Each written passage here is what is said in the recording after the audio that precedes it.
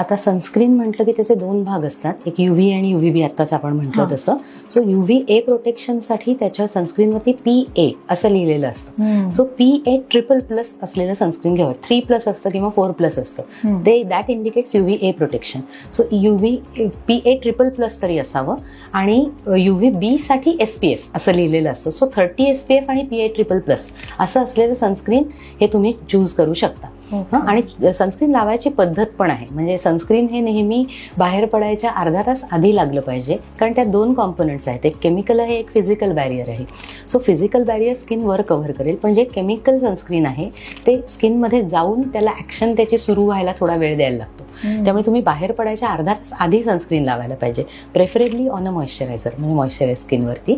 आणि दर 3 तासांनी सनस्क्रीन रिअप्लाय करावं लागतं. तुम्ही जर पावसात गेलात किंवा घाम आला खूप आणि ते सनस्क्रीनचा लेअर पातळ झाला तर त्याचा इफेक्टिव्हनेस कमी होऊ शकतो. त्यामुळे तुम्ही ते रिअप्लाय करायला पाहिजे एव्हरी 3 hours. सो बरोबर घेऊन जायचं आणि दर 3 तासांनी पुन्हा लावायचं. मग त्यासाठी मध्ये स्किन धुतली नाही तरी चालते, तुम्ही त्याच्यावरच पुन्हा लेअर केलं तरी सुद्धा चालतं.